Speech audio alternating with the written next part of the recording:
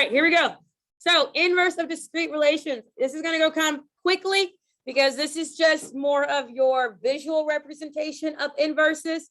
And so it's either you see it or you don't see it. And if you don't see it, then we need to come together outside of class to see why you don't see it. Okay. All right. So to begin with, what is an inverse? Well, an inverse relation is just basically when you switch the role of your independent and dependent variable, okay? So what that means is that what's your domain now becomes your range, and what's your range now becomes your domain, okay? That's what an inverse relation is, okay? You literally are switching, okay? So the formal definition here, the inverse of a function, Seth, please take off the headphones while I'm teaching. The formal definition is the inverse of a function, f, is denoted by f to the negative 1. You read it as the inverse of f or as f inverse, okay? The notation f of x is used for functions, but the relation f to the negative 1 may not even be a function, okay? Just because it's an inverse does not make it a function, okay? Your inverse depends on the name of the initial relation. So if it's y, instead of f to the negative 1, you would write y to the negative 1. If it's s, you would write s to the negative 1. If it's g, you would write g to the negative 1. Do we get that? So whatever the name of the original function is, the inverse takes on that same name. Capiche? All right, it's caposh. Yeah, at least that's what my teacher told us. All right, so what is the inverse of relation S? So here's relation S, and we're going to find its inverse. So to find the inverse, we write S negative 1. If we're starting with the table, we're going to end with the table. And again, inverse means that our roles of our independent and dependent are switching. So our domain becomes our range, and our range becomes our domain. So they're switching places. So my x is now negative 1, 0, 2, and 3. And my y is now 0, 2, 3, and 4. And bam, they just flip. There's my inverse of a table. Okay, can you handle creating the inverse of a table? Awesome. Next is going to ask you, is the inverse a function? How do I determine if it's a function? The x's repeat. Do our x's repeat?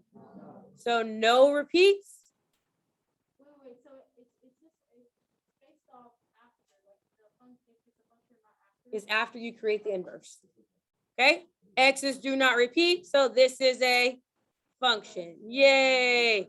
Woo! Okay, so moving on. Ordered pairs. Okay, do you think it's going to change just because I'm being represented as an ordered pair?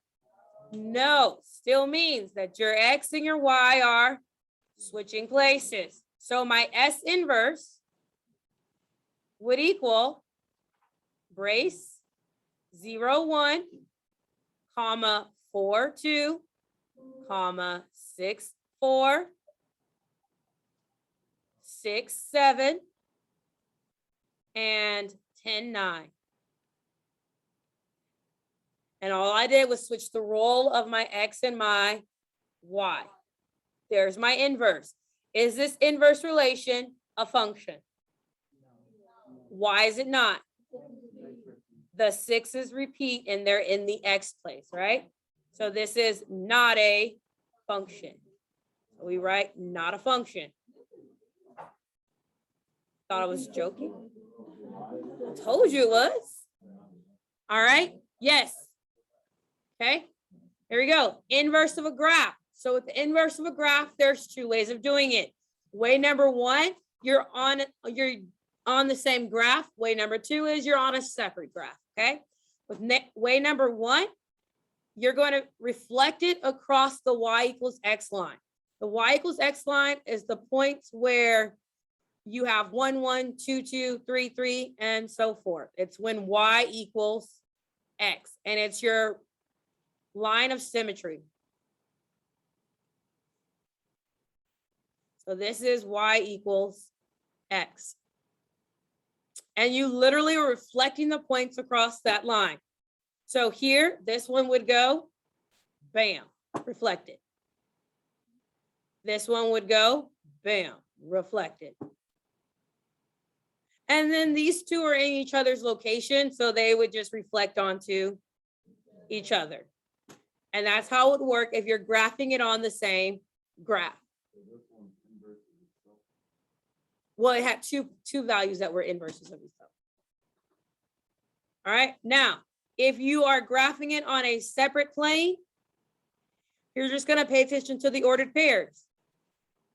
So if I'm graphing it on a separate plane, I'm gonna pay attention to the ordered pairs. So here, I'm at -2, 3. What is the inverse of -2, 3? 3, -2. So I go over to 3, go down 2, and there's my new home. This point is at 0, 1. What is the inverse of 0, 1? 1, 0.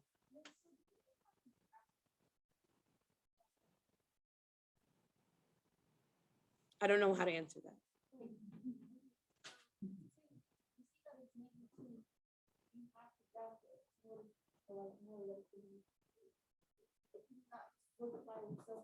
If it's asking you to graph it, then the graph needs to be graphed. If it doesn't ask for a graph, they don't give it the graph. But if it says, what is the graph? So that's what you're doing every single time. But you're still plotting the points. Yeah, you need to be able to plot the points though. So here we're at 2, -1. So the inverse would be -1, 2. And then here we're at 3, -2. So the inverse is -2, 3. Bam. Okay. Are they in the same location? Yes. One method again is using the line of reflection. The other is using the actual points and swapping them. But if it's asking for a graph of the inverse, then you have to graph them, not just write them out. All right. Is the inverse a function? Yes. Inverse of f is a function. And that's because it passes the vertical line test. No x values repeat. Okay. Our last visual representation of inverses is going to come from a mapping. So we have function g here. Okay. So to find the inverse of function g, that means that the domain is becoming the range and the range is becoming the domain.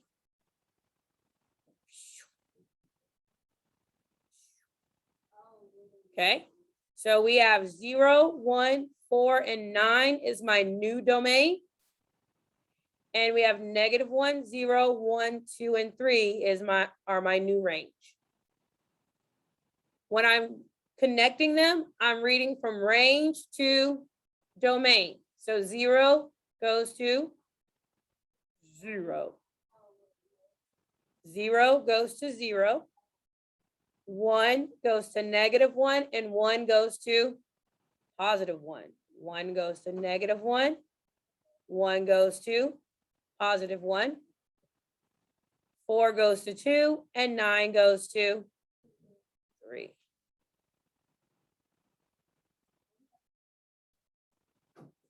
For mappings? Yes. And therefore, is this a function? No. Absolutely not, because my x's repeat. So this is not a function.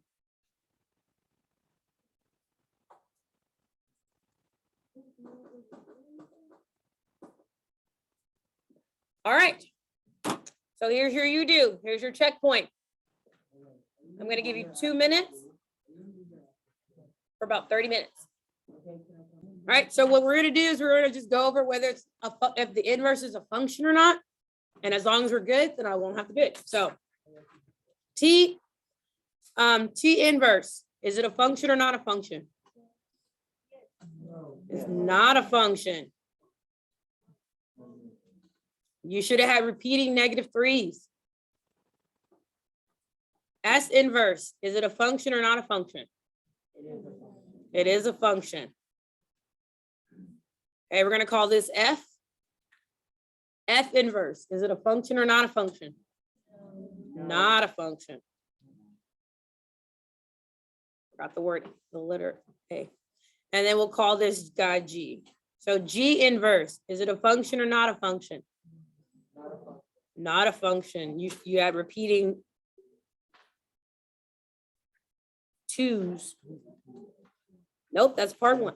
All right. How do we feel about part A? Awesome.